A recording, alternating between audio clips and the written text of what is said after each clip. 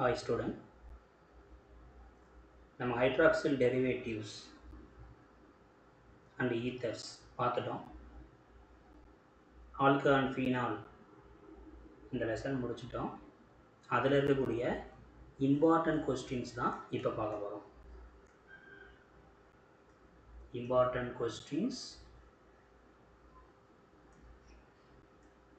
எந்த லெசனுக்குரியது அப்படின்னு பார்த்தீங்கன்னா alcohol phenol and ethers.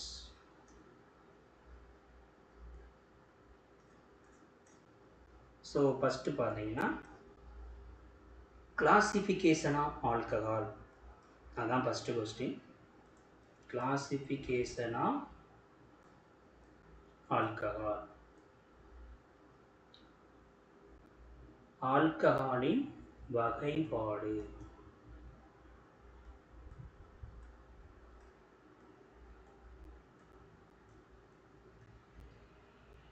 So இந்த கொஸ்டின் கேட்குறாங்க. இது வந்து 5 மார்க் கொஸ்டின்லேயும் கேட்பாங்க. அப்படி இல்லை அப்படின்னா அல்லைல் வினைல் அதை வந்து மென்ஷன் பண்ணி அந்த ஸ்ட்ரக்சர் போட சொல்லலாம். ஸோ அடுத்து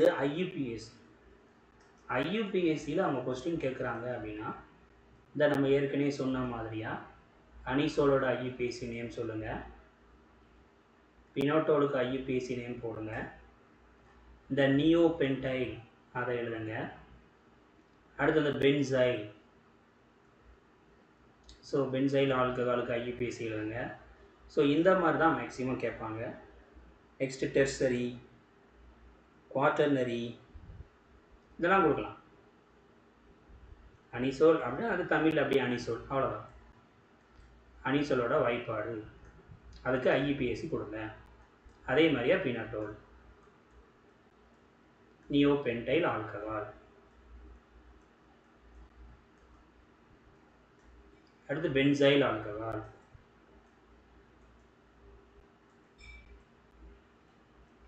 இதுக்கெல்லாம் ஐயூபிஎஸ்சி கேட்கலாம். அடுத்த கொஸ்டின் பார்த்தீங்கன்னா ஆல்கஹால் ப்ரிப்பரேஷனுக்கு டைரெக்டாக வந்துடலாம். அதில் மேக்ஸிமம் கேட்கக்கூடிய கொஸ்டின்ஸ் அப்படின்னு பார்த்தீங்கன்னா ஹைட்ரோபோரேஷன். இந்த கொஸ்டின் கண்டிப்பாக கேட்பாங்க. ஹைட்ரோபோரேஷன், ஆக்சிடேஷன், இது ப்ரிப்பரேஷன் ஆஃப் ஆல்கஹாலில் இருக்கும். ஹைட்ரோபோரேட்டம்.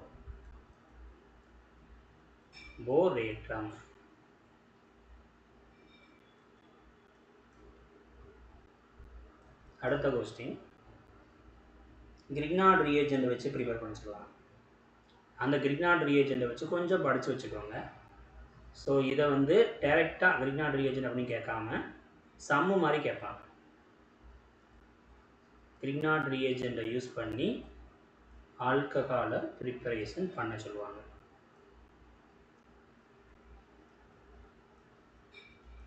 இதில் தான் ஃபார்மால்டிஹைடு போடும்போது பிரைமரி ஆல்கஹாலும், அஸ்டால்டிகைடு போடும்போது செகண்டரியும், அசிட்டோன் போடும்போது டெர்சரியும் கிடைக்கும் அப்படின்னு நம்ம படிச்சிருக்கோம். அந்த கிரிக்னார்ட் வினைப்படு பொருளோட ஸோ எந்த கார்பனைல் போட்டால் பிரைமரி, செகண்டரி, டெர்சரி இதெல்லாம் கிடைக்கும் அப்படின்னு கேட்பாங்க. ஸோ இது சம்மு மாதிரி கேட்பாங்க, கொஞ்சம் பார்த்துக்கோங்க. அடுத்த கொஸ்டின் பார்த்தீங்கன்னா இந்த ரிடக்ஷனில் ரெடியூசிங் ஏஜென்ட் மேக்ஸிமம் என்ன செய்யலாம்னா சோடியம் போரோஹைட்ரைடையும் லித்தியம் அலுமினியம் ஹைட்ரைடையும் கொஞ்சம் டிஃப்ரென்ஷியேட் பண்ணி தெரிஞ்சுக்கோங்க. சோடியம் போரோஹைட்ரைடு அப்படின்னாலே ஆல்டிகைடு, கீட்டோன் இதை மட்டும்தான் ரெடியூஸ் பண்ணும், வேறு எதையும் ரெடியூஸ் பண்ணாது. ஆனால் லித்தியம் அலுமினியம் ஹைட்ரைடு அப்படின்னு பார்த்தீங்கன்னா இந்த ரெண்டை மட்டும்தான் ரெடியூஸ் பண்ணும். ஸோ லித்தியம் அலுமினியம் ஹைட்ரைடு ஆல்டிகைடை ரெடியூஸ் பண்ணும், கீட்டோனை ரெடியூஸ் பண்ணும், ஆசிடை ரெடியூஸ் பண்ணும், எஸ்டரை ரெடியூஸ் பண்ணும், அமைடை ரெடியூஸ் பண்ணும். ஸோ டபுள் பாண்டை தொடாது, ரெண்டுமே டபுள் பாண்டை தொடாது. இது லித்தியம் அலுமினியம் ஹைட்ரைடு. இதை வச்சு சம்மா கேட்கலாம்.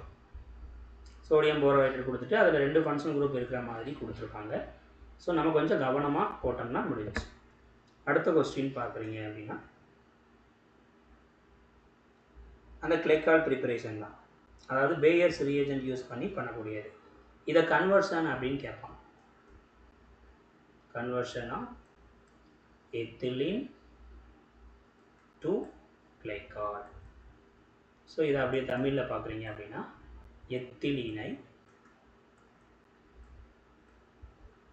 எவ்வாறு கிளைக்காலாக மாற்றுவாய். அவ்வளோதான். இந்த கொஸ்டின் கேட்பாங்க. அடுத்த கொஸ்டின் வந்து சப்பானிஃபிகேஷன், சோப்பாக்குதல் வினை. சப்பானிஃபிகேஷன், சோப்பாக்குதல் வினை கண்டிப்பாக கேட்பாங்க. நெக்ஸ்ட், இந்த லூகாஸ் டெஸ்ட், ஓரிணைய ஈரிணைய ஆல்கஹாலை எப்படி டிஃப்ரென்ஷியேட் பண்ணுவேன்னு கேட்கலாம்.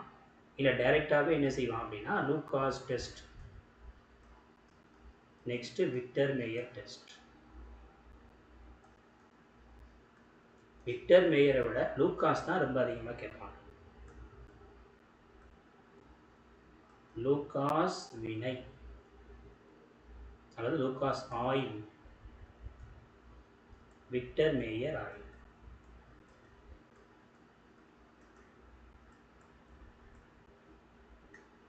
இந்த விக்டர் மேயர் டெஸ்ட்டில் செகண்டரி ஆல்கஹால் தான் மேக்ஸிமம் மென்ஷன் பண்ணி கேட்பாங்க, அதுவும் சம்மில். அடுத்த கொஸ்டின்,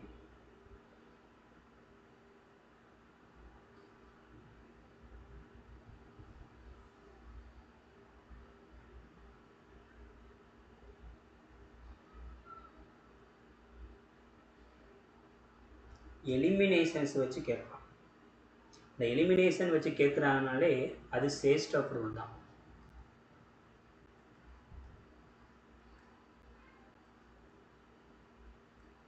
சைட்ஸ் ஆஃப் விதி. அடுத்த கொஸ்டின்,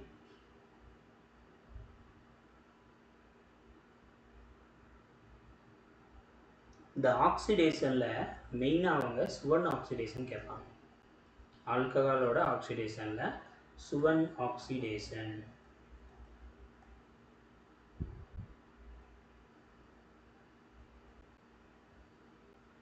ஆக்சிஜனேற்றம், இந்த கொஸ்டின் கேட்டுருவாங்க. அடுத்து,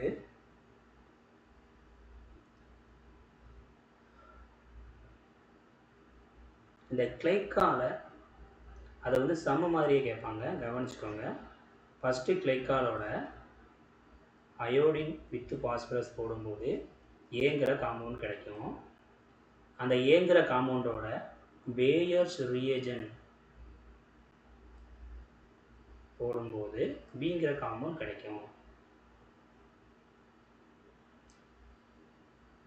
அப்படின்னு கொடுத்துருப்பாங்க. ஸோ இப்போ அயோடின் போடும்போது கிடைக்கக்கூடிய காம்பவுண்ட் வந்து அன்ஸ்டேபிளாக இருக்கும். அதுக்கப்புறம் தான் காம்பவுண்ட் ஏ ஃபார்ம் ஆகும். நெக்ஸ்ட்டு பேயர்ஸ் ரியேஜன் போடும்போது பிங்கிற காம்பவுண்ட் வந்துடும். இது எத்திலீன் கிளைக்கால், வேறு ஒன்றும் கிடையாது. இதை வேணால் நான் பக்கத்துலேயே கூட உங்களுக்கு ஆன்சராக கூட எழுதி காமிக்கிறேன் பாருங்கள். ஸோ எத்தனால் இப்படி கொடுத்துருப்பாங்க. இதில் ஹச்சு பாஸ்பரஸ் வித் அயோடின் போடும்போது ஓஹெச்சுக்கு பதிலாக அயோடின் வந்துடும். ரெண்டு பக்கமே அயோடின் இருக்குதுனால அன்ஸ்டேபிள், கண்டிப்பாக அது எத்திலீனாக மாறும். இதுதான் உங்கள் காம்பவுண்ட் ஏ. இதில் கோல்ட், டைலூட், அல்கலைன், KMnO4 போடும்போது இது ஒரு ஆக்சிடைசிங் ஏஜெண்டாக இருக்கும். உங்களுக்கு எத்தனால் கிடைச்சிடும், அவ்வளோதான். இதுதான். ஸோ இந்த சம் கொஞ்சம் பார்த்து வச்சுக்கோங்க. இந்த சம்மு கேட்கலாம். இது 11வது கொஸ்டின். அடுத்த கொஸ்டின் பார்த்தீங்கன்னா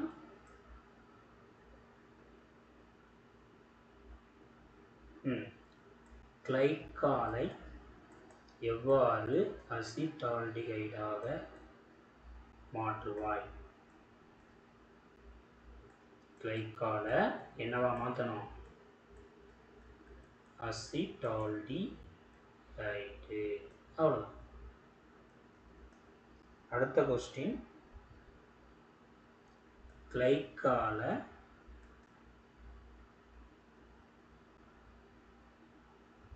ஃபார்மால்டிகைடா எப்படி மாற்றுற?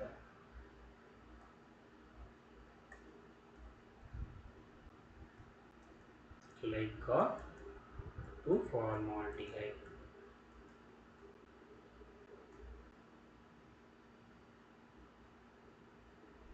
Next, glycerol. அதை அக்ரோலினா மாற்றணும். இந்த கொஸ்டின் கேட்பான். கிளிசராலை அக்ரோலினாக எவ்வாறு மாற்றுவாய்? நெக்ஸ்ட், அந்த கிளிசரோஸ்ங்கிற ஒரு 2 மார்க் கொஸ்டின் கேட்பாங்க.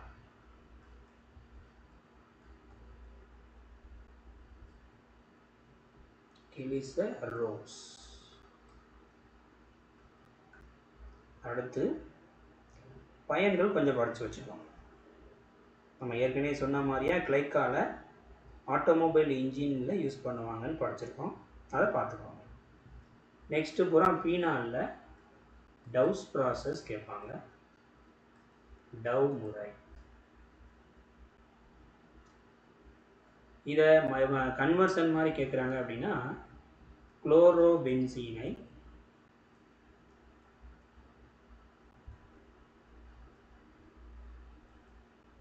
ஃபீனாலாக எவ்வாறு மாற்றுவார்? இதே கொஸ்டின் எப்படியும் கேட்கலாம். அடுத்து கன்வர்ஷன் தான். Aniline to phenol. ஸோ அனிலினை ஃபீனாலா எவ்வாறு மாற்றுவாய்? நெக்ஸ்ட்டு, இது உங்களுக்கு தெரிஞ்சது தான். கியூமீன் டு ஃபீனால். இந்த கொஸ்டின் கண்டிப்பாக கேட்பாங்க. நல்லா படிச்சு வச்சுக்காங்க. கியூமீனை ஃபீனாலாக எவ்வாறு மாற்றுவாய்? அடுத்த கொஸ்டின், ஃபீனாலை பென்சீனா எவ்வாறு மாற்றுவாய்? Phenol to benzene.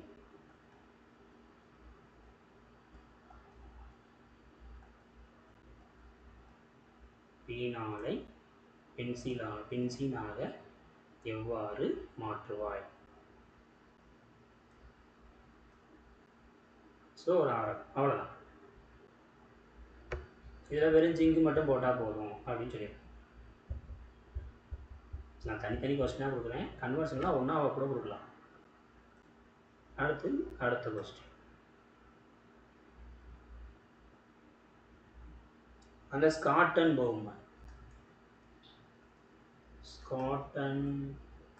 பௌமன் வினை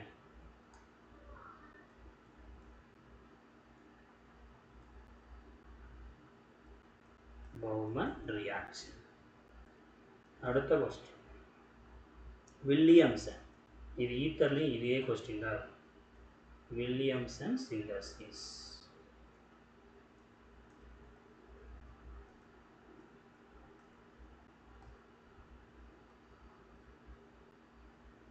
வில்லியம்சன் வினை.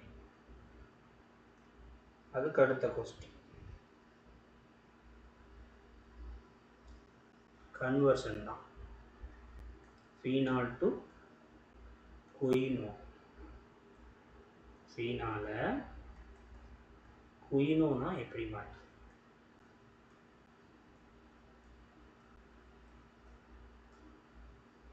அதே ஃபீனால சைக்ளோஹெக்சனாலா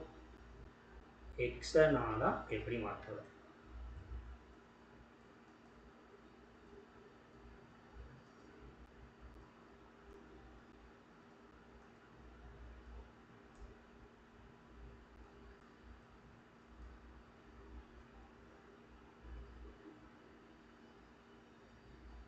அடுத்து ஃபீனால் டு பிக்ரிக் ஆசிட்.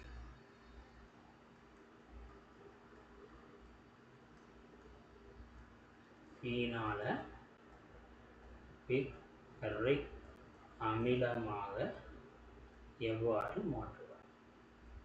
அடுத்து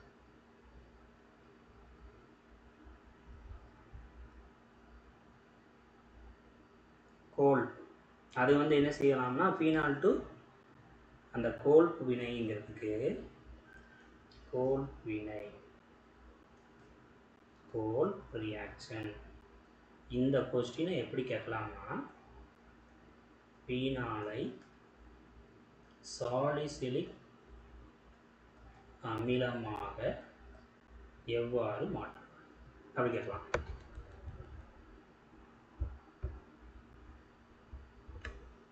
அடுத்த கொஸ்டின், ரீமர் டைமண்ட் வினை.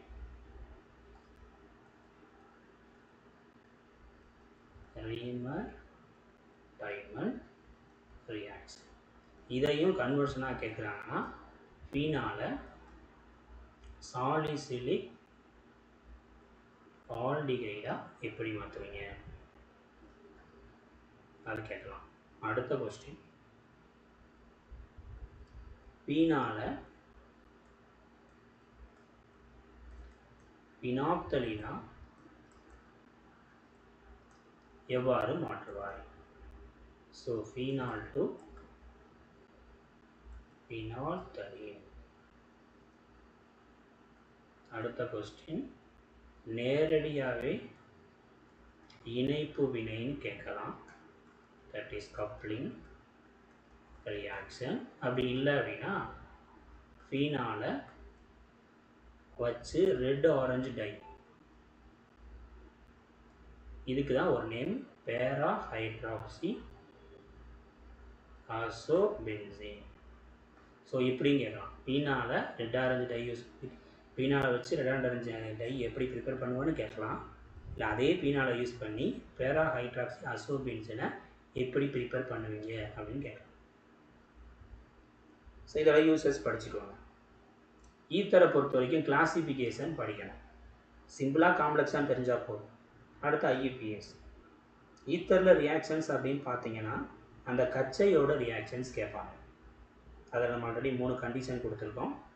ஸோ ஈத்தரை கொண்டு போய் கச்சையோடு போடும்போது என்ன ப்ராடக்ட், இதில் 3 கண்டிஷன் இருக்குது, மறந்துடாதீங்க. ஈத்தரில் டெர்சரி கார்போகேட்டையான் ஃபார்ம் ஆச்சுன்னா ஐயை கொண்டு போய் அங்கே தான் சேர்க்கணும். அப்படி இல்லை அப்படின்னா எந்த பக்கம் கார்பன் கம்மியாக இருக்கோ அங்கே சேர்த்துறோம். இது ஒன்று. அதே ஈத்தரை கொண்டு போய் ஆக்சிஜன் கூட ரியாக்ட் பண்ணும்போது பெராக்சைடு ஃபார்ம் ஆகும். அந்த கொஸ்டின் கேட்பாங்க. இதைத்தான் நம்ம சொல்லியிருந்தோம், ஈத்தரை உலரும் வரை வெப்பப்படுத்தக்கூடாது ஏன் அப்படின்னு சொல்லியிருந்தோம். ஸோ அதை நல்லா படிச்சுக்கோங்க. அடுத்து ஃப்ரிடல் கிராஃப் ரியாக்ஷன் தான். அது ரொம்ப ஈஸி தான். மேக்ஸிமம் இந்த 30 கொஸ்டின் நீங்கள் தெளிவாக ப்ரிப்பேர் பண்ணிங்கன்னா இதுக்குள்ளே இருந்து தான் கொஸ்டின்ஸ் வரும். இதை வச்சு தான் அவங்க சம்மும் கொஸ்டினாக கேட்பாங்க. நீங்கள் தெளிவாக ப்ரிப்பேர் பண்ணிவிட்டு ஒரு தடவைக்கு 2 தடவை எழுதி பாருங்கள். ஏன்னா எல்லாமே மனசில் நிற்காது, மறந்துடும். நீங்கள் ரிப்பீட்டாக எழுதி பார்த்தா மட்டும்தான் ஞாபகத்தில் இருக்கும். ரியாக்டன்ட் எழுதுவீங்க, ப்ராடக்ட் வராது. ரியாக்டன்ட் ப்ராடக்ட் ரெண்டுமே எழுதுனா ரியேஜென்ட் வராது, மெமரி பண்ணி எழுதுனீங்கன்னா. ஸோ அதனால் எழுதி பாருங்கள், ப்ராக்டிஸ் பண்ணுங்கள். பண்ணாலே உங்களுக்கு எல்லாமே தெளிவாக புரிஞ்சிடும். இதை தாண்டி கொஸ்டின்ஸ் வராதுன்றதும் உங்களுக்கு புரிஞ்சிடும். அவ்வளோ. தேங்க்யூ. உங்கள் ஃப்ரெண்ட்ஸுக்கும் ஷேர் பண்ணுங்கள், லைக் பண்ணுங்கள், சப்ஸ்கிரைப் பண்ணுங்கள். டவுட் இருந்தால் கமெண்டில் கேளுங்கள். தேங்க்யூ.